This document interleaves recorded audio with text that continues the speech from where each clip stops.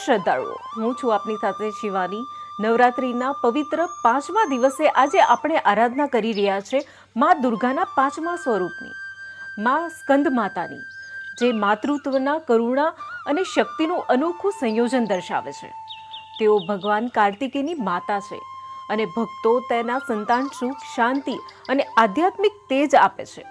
મા સ્કંદ માતાની ઉપાસનાથી ભક્તો માતૃત્વના આશીર્વાદ, બુદ્ધિ, શાંતિ અને સંતાન સુખની પ્રાપ્તિ થાય છે. તો ચાલો આજે મા સ્કંદ માતાના ચરણોમાં શ્રદ્ધા અને ભક્તિથી નમન કરીએ અને જીવનમાં પ્રેમ, શાંતિ અને શક્તિના આશીર્વાદ પ્રાપ્ત કરીએ. જય મા સ્કંદ માતા. સ્કંદ માતા નવદુર્ગાનું 5મું સ્વરૂપ છે, જે માતૃત્વ, કરુણા અને શક્તિનું અનોખું સંયોજન દર્શાવે છે. તેઓ ભગવાન કાર્તિકેયની માતા છે અને ભક્તોને સંતાન સુખ, શાંતિ અને આધ્યાત્મિક તેજ આપે છે. સ્કંદ માતા નામનો અર્થ સ્કંદ એટલે ભગવાન કાર્તિકેય અને માતા એટલે કે કાર્તિકેયની માતા.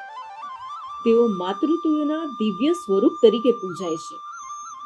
તેમના રૂપ અને શસ્ત્રો વિશે વાત કરીએ તો 5 હાથ ધરાવતી દેવી એક હાથમાં સ્કંદ ધારે છે, બીજા હાથમાં કમળ, ત્રિશૂળ અને જપમાળા.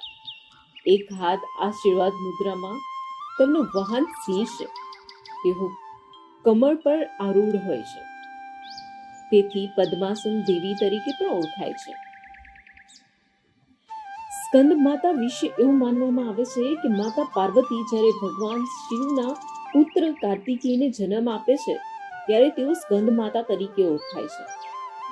તેઓ ભક્તોને માતૃત્વની કરુણા, રક્ષણની શક્તિ અને આધ્યાત્મિક ઉન્નતિ આપે છે. તેમની આરાધનાથી ભક્તો મન, બુદ્ધિ અને આત્માને શુદ્ધ કરે છે. સ્કંદ માતાનું પૂજન કરવાથી સ્કંદ માતા ભક્તોને સંતાન સુખ, શાંતિ અને આંતરિક તેજ આપે છે. ખાસ કરીને માતાઓ અને બાળકો માટે આ સ્વરૂપ ખૂબ પાવન માનવામાં આવે છે. તેમની પૂજાથી અનાહત અને વિશુદ્ધ ચક્ર જાગૃત થાય છે.